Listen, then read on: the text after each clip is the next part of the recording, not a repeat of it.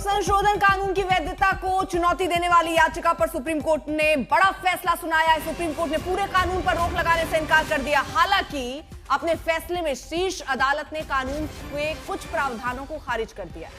Supreme court ने अपने फैसले में कहा है कि वक्फ बोर्ड के कुल 11 सदस्यों में से 3 से ज्यादा गैर मुस्लिम सदस्य नहीं होंगे। सुप्रीम कोर्ट ने उस प्रावधान पर भी रोक लगा दी जिसके मुताबिक वक्फ बनाने के लिए किसी व्यक्ति का 5 साल तक इस्लाम का अनुयायी होना जरूरी था। इसके साथ ही सुप्रीम कोर्ट ने अपने फैसले में कहा है कि जहां तक संभव हो वक्फ बोर्ड का सीईओ मुस्लिम ही हो।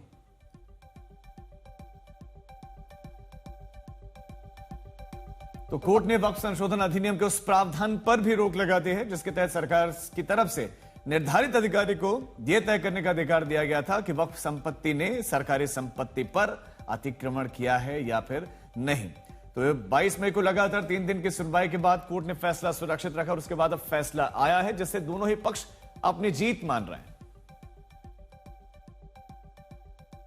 वक्फ के प्रोटेक्शन के लिए ये एक बहुत लैंडमार्क ऑर्डर है।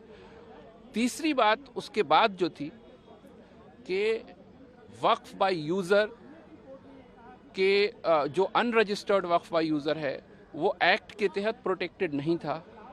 उसके बारे में बहुत क्लियरली कोर्ट ने स्टे ऑर्डर पास नहीं किया है, लेकिन उसके बारे में कुछ कहा गया है जजमेंट में, जो हम जब जजमेंट एक बार पढ़ लेंगे उसके बाद उस पर कुछ हम कह पाएंगे। बहरहाल ये ओवरऑल ये ऑर्डर काफ़ी अच्छा है। चूँकि अभी एंट्री में स्टेज पर ये ऑर्डर दिया गया है तो मैं समझता हूँ कि एंट्री में स्टेज पे वक्फ के प्रोटेक्शन के लिए काफ़ी अच्छा ऑर्डर है और हम इसको वेलकम करते हैं।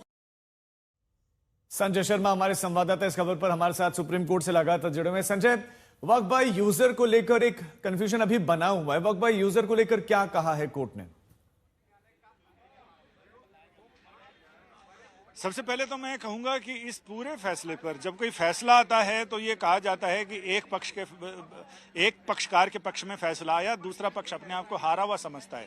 लेकिन इसे इंसाफ के रूप में देखा जाए तो दोनों ही पक्षकार गदगद हैं और मुस्लिम पक्षकारों को ये लग रहा है कि बहुत सारी चीजें जो हमने मांग की थी वो हमें मिल गई है और सरकार को और हस्तक्षेप याचिका करने वालों को ये लग रहा है कि बहुत सारी हम सस्ते में छूट गए।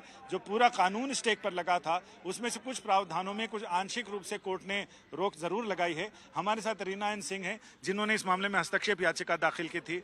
रीना जी, ये पूरे फैसले को किस तरह से देखती हैं आप? कितना बड़ा सेटबैक है उन लोगों के लिए जो वक्फ संशोधन कानून को बचाने के लिए उनके पक्ष में यहाँ पर सुप्रीम कोर्ट तक आए थे? देखिए, आज जो 3 प्रोविजंस पे स्टे लगा है, ये अगर हम इसको शॉर्ट टर्म में देखें तो ये थोड़ा सा दुर्भाग्यपूर्ण है हिंदू पक्ष के लिए। पर आने वाले समय में न्यायालय ने जो अमेंडमेंट एक्ट का जो एक मजबूती का जो रास्ता है उसको प्रशस्त कर दिया है।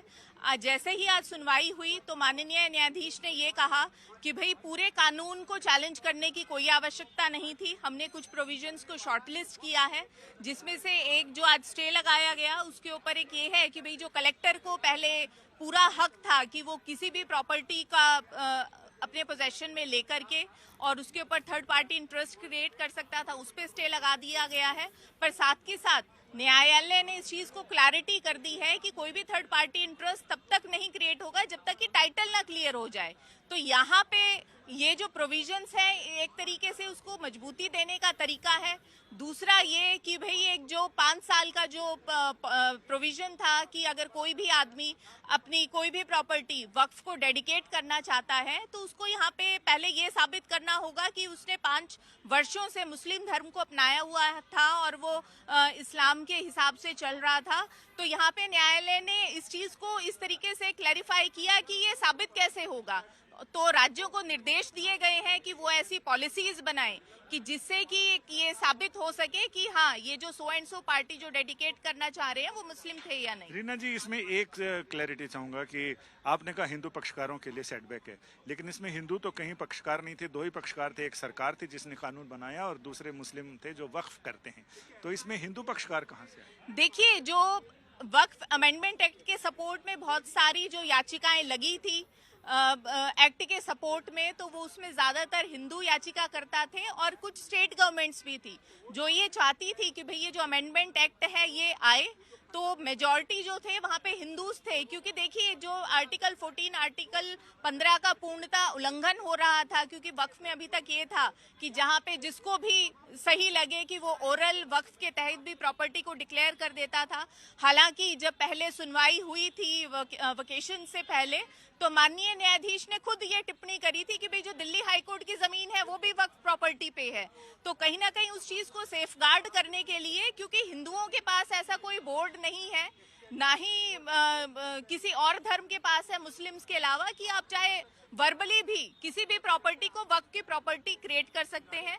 आज जो अंतरिम रोक लगी है वो एक अंतरिम आदेश है। लॉन्ग टर्म में माननीय न्यायालय ने उन चीजों को मजबूती करने के लिए ये आदेश यानी आपको लगता है कि अभी भी इस संशोधन एक्ट में कुछ और संशोधन होने की गुंजाइश सुप्रीम कोर्ट ने छोड़ दी है, कि सरकार पे छोड़ दिया है और राज्य सरकारों पे छोड़ दिया है कि वो उसमें और संशोधन करके और व्यावहारिक और फिजिबल और व्यावहारिक बने? जी देखिए बिल्कुल, और इसका सबसे बड़ा प्रमाण ये है कि भाई जो कलेक्टर को पहले ये पूरा उसको एक पावर दे दी गई थी कि वो किसी भी प्रॉपर्टी का पोजेशन अपने पास ले ले। चलिए, तो बहुत बहुत शुक्रिया संजय। जो बड़ी खबर है वो ये कि फिलहाल कानून को रोक नहीं, लेकिन कुछ प्रावधान ऐसे हैं जिन पर रोक लगाई गई।